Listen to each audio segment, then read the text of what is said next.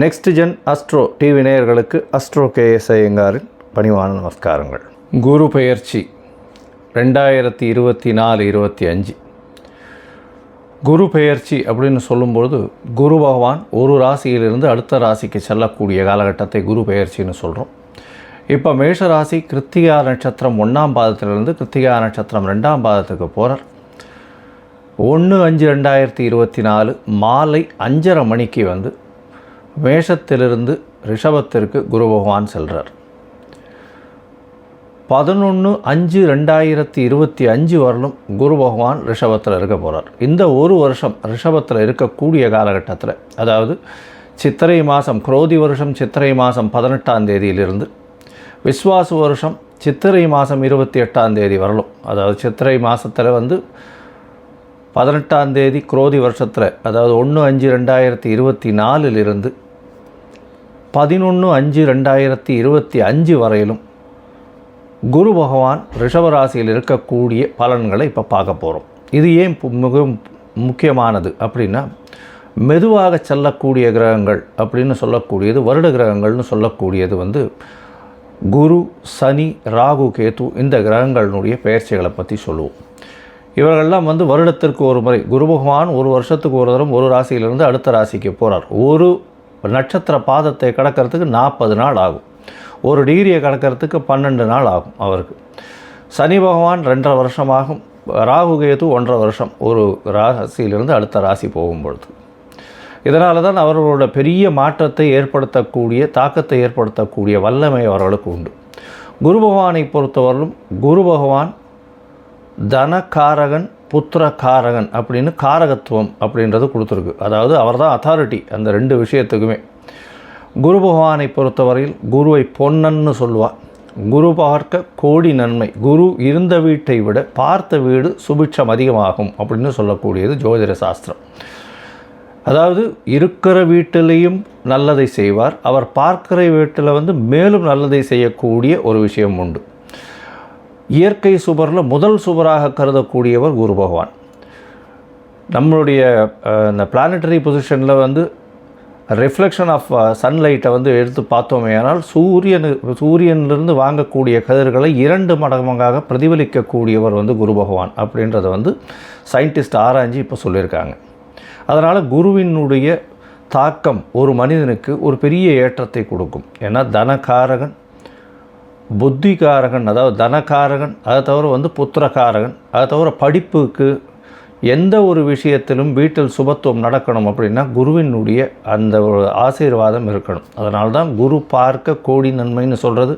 குரு எந்தெந்த இடத்த பார்க்குறாரோ அந்தந்த இடமெல்லாம் அதீத சுபமாகும்.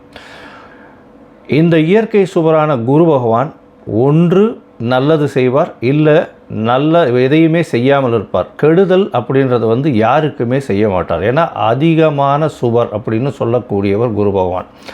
அவர் சாத்வீக குணத்தை உடையவர். அதனால் யாருக்கும் தீமை அப்படின்ற ஒரு விஷயத்தை செய்ய முடியாத அளவுக்கு இருக்கும்.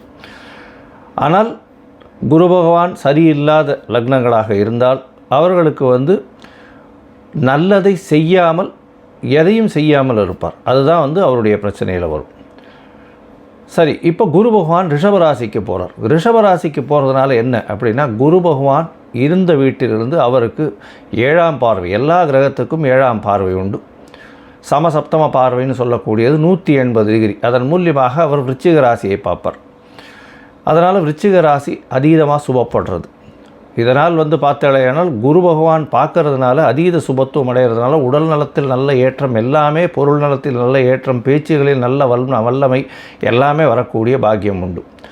இதை தவிர பார்த்தேன்னா குரு பகவானுக்கு அதாவது ஒரு ஸ்பெஷல் அப்படின்னு சொல்லக்கூடியது 5-9 பார்வைகள் உண்டு அப்படின்றது ஜோதிட சாஸ்திரம். 5ஆம் இடத்தையும் பார்ப்பார், 9ஆம் இடத்தையும் பார்க்கக்கூடிய வல்லமை அவருக்கு உண்டு. அதன் மூலியமாக அவர் கன்னியா ராசியையும் பார்க்குறார், மகர ராசியையும் பார்க்குறார். இதன் மூலியமாக பார்த்தாலேயானால் கன்னியா ராசி, விருச்சிக ராசி, மகர ராசி, இந்த 3 ராசிகளுக்கும் மிகப்பெரிய ஏற்றத்தை கொடுக்கக்கூடிய காலகட்டமாக வரப்போகிறது. ஏன்னா குருவே பார்க்குறார் நேரடியாக. எந்த ஒரு பிரச்சனையாக இருந்தாலும் இந்த ஒரு வருஷத்தில் வந்து குரு பார்க்க கோடி நன்மைன்னு சொல்கிறதுனால உங்களுக்கு பிரச்சனைகள் அதாவது தலைக்கு வந்து தலைப்பாக போகும்னு சொல்லுவார் இல்லையா, அந்த மாதிரியான எந்த பிரச்சனைகளையும் உங்களை அண்டாமல் பார்த்து கொள்ளக்கூடிய ஒரு விஷயமாக இருக்கும். இதை தவிர பார்த்தோம்னா குரு பகவான் குருபலம் வந்துடுத்தா அப்படின்னு சொல்லக்கூடியது அதாவது இந்த எல்லாருமே சொல்லக்கூடியது. அதாவது கல்யாணத்துக்குன்னு பார்த்தா குருபலன் வந்துடுத்தா அப்படின்னு சொல்லுவாள். குரு பகவான் பொதுவாகவே ராசியிலையும் 2ஆம் இடத்துலையும் 4ஆம் இடத்துலையும் 5ஆம் இடத்துலையும் இந்த மாதிரி சப்தமத்திலையும் 9ஆம் இடத்துலையும் இந்த மாதிரியான இடத்துங்களில் இருந்தால் அவர் வந்து சப்தமத்தை பார்த்தால் 7ஆம் இடத்தை பார்த்தால் கோச்சார பிரகாரம் ராசிக்கு சந்திர ராசிக்கு பார்க்கும் பொழுது திருமண பாக்கியம் ஏற்படும் அப்படின்றது வந்து ஜோதிட சாஸ்திரம் சொல்கிறது. அதாவது அந்த காலகட்டத்தில் உங்களுக்கு கோச்சார பிரகாரத்தில் திருமண பாக்கியம் ஏற்பட்டாலும் தசாபுக்தியும் அதற்கு சப்போர்ட் பண்ணணும். அந்த மாதிரியான விஷயங்கள் இருக்குமேயானால் திருமணம் கண்டிப்பாக ஆகக்கூடிய பாக்கியம் உண்டு. ரொம்ப நாளாக தட்டி போனவாளுக்கெல்லாம் இப்போ கல்யாணம் ஆகக்கூடிய பாக்கியம் குரு பார்க்கறதுனால கண்டிப்பாக குருபலன் வந்துடுத்து அப்படின்னு சொல்லக்கூடியது.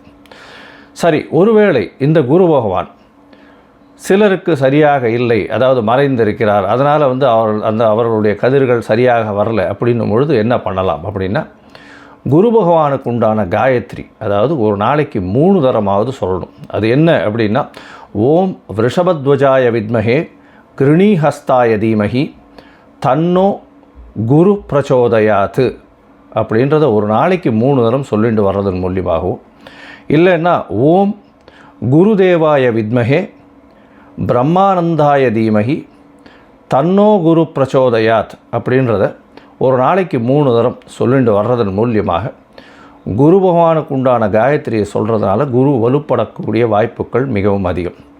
இதை தவிர வந்து தட்சிணாமூர்த்தியை வழிபடுறதும், வியாழக்கிழமை ஆஞ்சநேயருக்கோ இல்லைன்னா விநாயகருக்கோ போய் சுற்றிட்டு ஒரு 9 தரம் பிரதட்சணம் பண்ணிட்டு வர்றதும், தட்சிணாமூர்த்திக்கு மஞ்சள் நிற ஆடை, அதாவது வஸ்திர தானம் கொடுக்கறதும், அதை தவிர படிக்கக்கூடிய குழந்தைகளுக்கு உங்களால் முடிஞ்ச ஹெல்ப் பண்ணுறது, அதாவது அவர்களுக்கு பொருள் உதவியோ பண உதவியோ எது பண்ண முடியுமோ அவர்களுக்கு உண்டான படிப்புக்கு உண்டான விஷயங்கள் வாங்கி கொடுக்கறதன் மூலியமாக, அதாவது அருகில் இருக்கக்கூடிய பாடசாலை இல்லைன்னா ஏழை மாணவர்கள் படிக்கிறதுக்கு உங்களால் முடிஞ்ச விஷயத்தை செய்யக்கூடியது.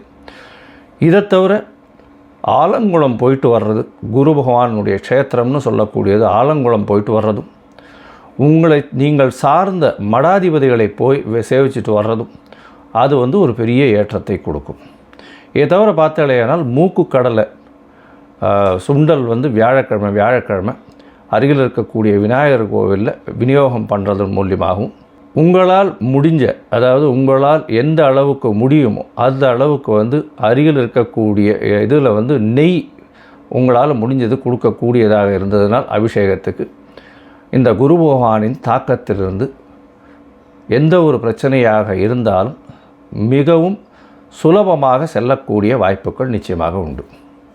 சரி, இப்போ மேஷம் முதல் மீனம் வரை குரு பகவான் ஒரு ராசியாக என்னென்ன பலன்களை தருவார் அப்படின்றது நம்ம இப்போ பார்க்கலாம். மகரம், உத்திராடம், திருவோணம், அவிட்டம் இந்த 3 நட்சத்திரம் 9 பாதங்களை கொண்ட ராசி. ராசியின் அதிபதி சனி பகவான் ராசிக்கு 2ஆம் இடத்துல இருக்கார். 7.5 சனி நடக்கிறது, பாத சனி நடக்கிறது. பேச்சில் ரொம்ப கவனமாக இருக்கிறது நல்லது. இப்போ குரு பயிற்சியை பற்றி பார்க்கும்பொழுது 1/5/2024 11/5/2025 வரலும் உண்டான நாட்கள் 375 நாட்களில் பார்த்தோம்னா குரு பகவான் உங்களுடைய ராசிக்கு 5ஆம் இடத்துக்கு போகிறது பெரிய விசேஷம். பொதுவாகவே அதாவது ஜோதிட சாஸ்திரத்தை சொல்லக்கூடியது என்னென்னா, ஒரு திரிகோணாதிபதி, அதாவது திரிகோணத்தில் வந்து சுபர்களும் கேந்திரத்தில் அசுபர்களும் இருக்கிறது ரொம்பவும் நல்லது அப்படின்னு சொல்லக்கூடியது. உங்களுடைய ராசிக்கு 5ஆம் இடத்துல குரு பகவான் இருந்து உங்களுடைய ராசியின் 9ஆம் இடத்தையும் உங்களுடைய ராசியும் பார்க்குறார். பெரிய ஏற்றம் கிடைக்கக்கூடிய காலகட்டம். 11ஆம் இடத்தையும் பார்க்கறது பெரிய விசேஷம்.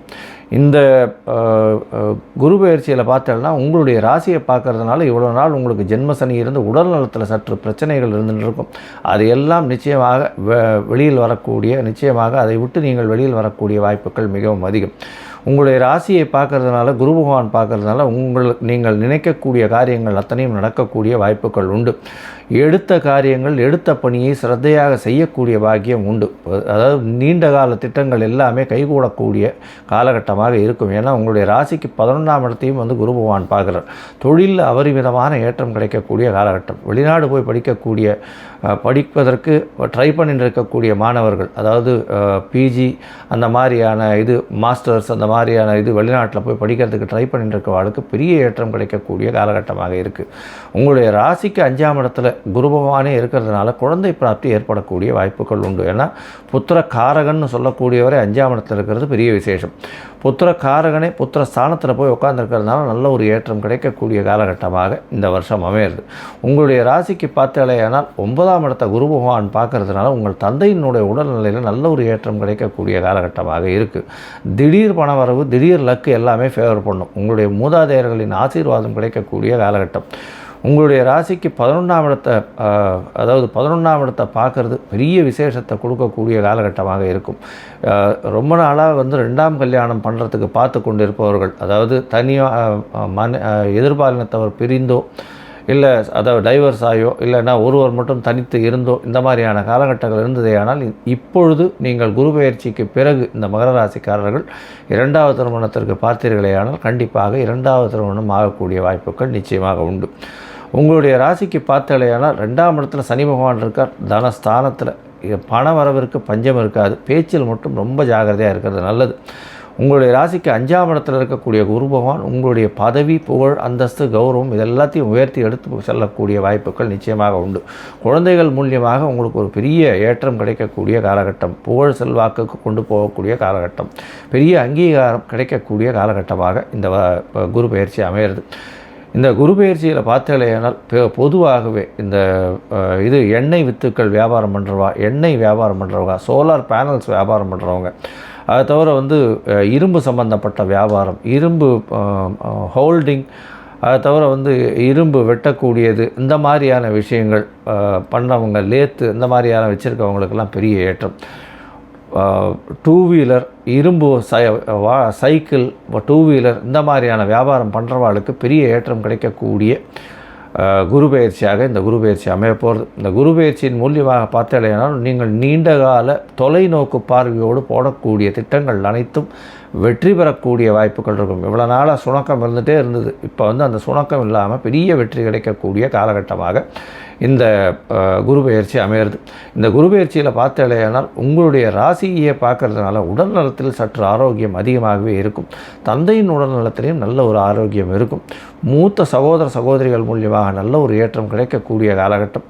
இதை தவிர பார்த்தாலேயானால் நினைத்த காரியங்கள் அனைத்திலும் வெற்றி பெறக்கூடிய வாய்ப்பு. வெளிநாடு சென்று படிக்கக்கூடிய பாக்கியம் உண்டு. சொந்த ஊர், சொந்த நாடு, சொந்த கிராமம், முன்னோர்கள் வசித்திருந்த கிராமத்திற்கு சென்று பார்த்து உங்களுடைய குலதெய்வத்தை வழிபடக்கூடிய வாய்ப்புகள் நிச்சயமாக உண்டு.